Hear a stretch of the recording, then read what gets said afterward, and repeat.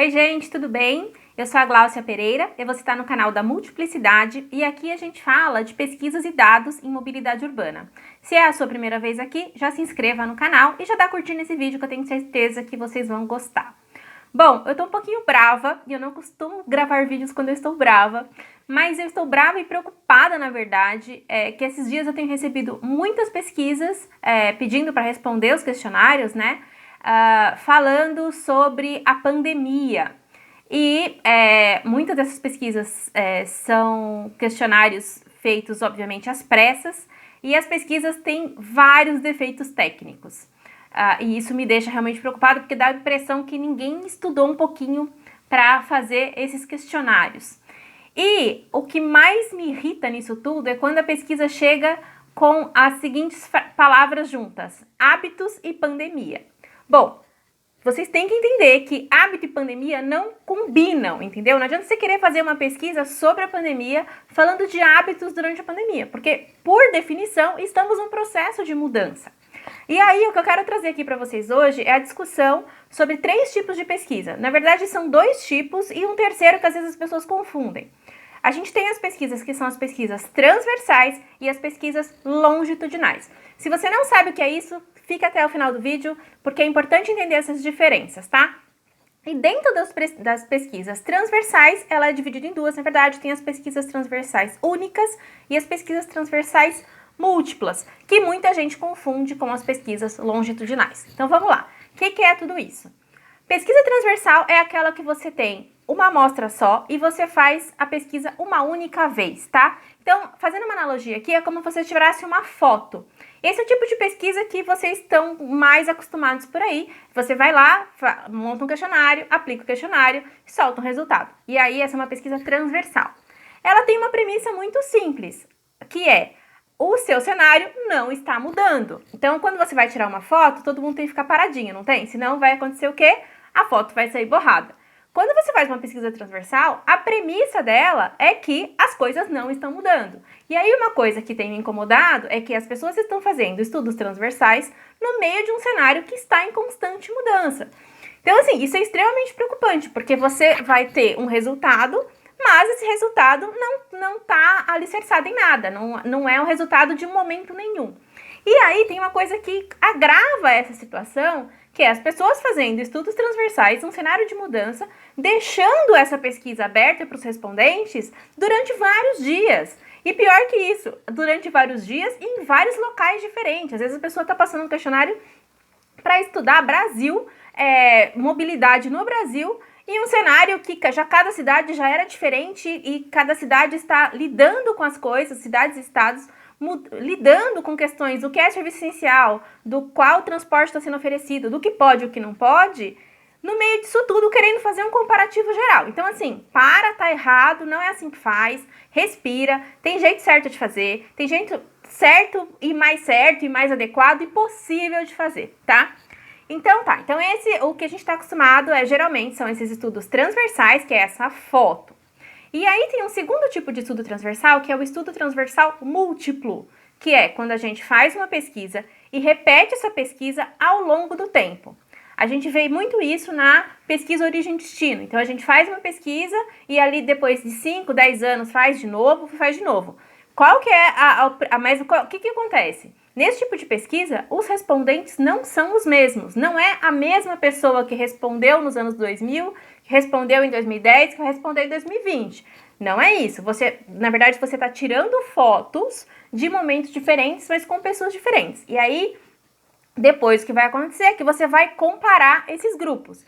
Então, por exemplo, se você fez uma pesquisa origem e destino lá nos anos 2000 e está estudando a mobilidade de idosos de 60 a 70 anos nos anos 2000, quando você estiver na pesquisa de 2010, você pode tanto olhar a comparação de idosos de 60 e 70 anos em 2010, ou olhar as pessoas de 70 a 80 anos em 2010, que vão representar aquelas pessoas que tinham 10 anos a menos 10 anos atrás. Compreende? É um estudo múltiplo, mas que você pode fazer essas comparações. E aí, no estudo longitudinal, que também é conhecido como painel, A amostra é a mesma, você mantém as mesmas pessoas respondendo ao longo do tempo. E o estudo longitudinal serve para quê? Justamente para detectar mudanças. A premissa do estudo longitudinal, que a gente pode fazer aqui uma analogia como se fosse um filme, que esse personagem ele vai mudando ao longo do tempo, ele vai tendo uma história. Esse estudo longitudinal serve para detectar mudanças. E o que me preocupa é que eu não vi ninguém fazendo estudo longitudinal de mobilidade urbana durante essa pandemia. É claro que você pode fazer estudos neste período, mas você tem que deixar claro que as pessoas que estão respondendo, elas podem responder esse questionário em relação a uma situação que existia antes da pandemia, ou algo que você acredite que não tenha mudado durante essa pandemia, alguma coisa que a pessoa falava, enfim, por exemplo, qual era o valor que você gastava com transporte antes da pandemia. Então, essa pessoa tem lá o valor que ela gastava, obviamente que isso mudou agora, mas você está deixando claro que você está fazendo uma pergunta sobre uma situação que acontecia antes da pandemia. Eu mesma estou fazendo uma pesquisa neste momento sobre bicicletas elétricas, tentando avaliar as motivações que fizeram as pessoas a comprar essa bicicleta, deixando claro no questionário que a pessoa comprou essa bicicleta antes da pandemia. Então, eu estou avaliando uma coisa que acontecia antes, estou fazendo uma pesquisa de mobilidade, mas é de um cenário que não mudou porque ele já aconteceu. Tá claro? Então, assim, é possível continuar fazendo as pesquisas da sua empresa, do seu mestrado, do seu doutorado, mas ela tem que estar nessa situação de não mudança ou numa situação clara de controle do cenário. Então, vamos lá. Como é que a gente pode melhorar as pesquisas que estão sendo feitas? As pesquisas, colocando aqui de uma forma geral, que tentam entender como está a mobilidade das pessoas nas cidades ao longo desta pandemia. Bom, primeira coisa, é importante registrar o cenário. Então, quando você vai fazer essa pesquisa, a pessoa tem que dizer condições básicas da vida dela naquele momento para você poder comparar. Porque às vezes a pessoa está respondendo essa pesquisa, mas não está tendo que trabalhar fora. Tem pessoas que estão em serviços que têm que trabalhar fora de casa. E devido a essa falta de plano municipal do que está acontecendo em cada cidade durante a pandemia, às vezes a pessoa tem que trabalhar numa semana e depois na outra semana ela não tem que trabalhar. Então, assim, fora, claro, os escritórios que ainda estão fazendo rodízio. Então, tem gente fazendo rodízio semanal, quinzenal, enfim. Então, assim, primeira coisa, a sua pesquisa tem que registrar essa situação individual.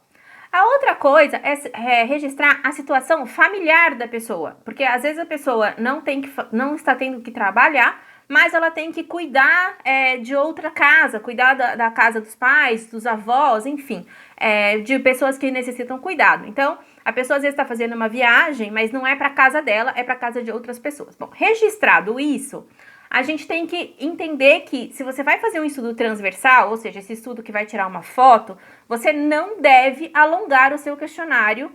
Desculpa, você não deve deixar o seu questionário aberto por muito tempo para as pessoas responderem. O que você precisa fazer é coletar dados dessas pessoas que você quer que respondam o questionário, para depois abrir o questionário e deixar ele aberto só 2 dias, por exemplo. Então, o que você pode fazer? Você pode fazer uma campanha, uma estratégia de comunicação, falando para as pessoas, olha, eu vou lançar um questionário daqui 2 dias, daqui 3 dias, eu preciso que vocês respondam no dia tal, ou enfim. Você concentra as respostas para você ter uma foto mais estreitinha do que realmente está acontecendo.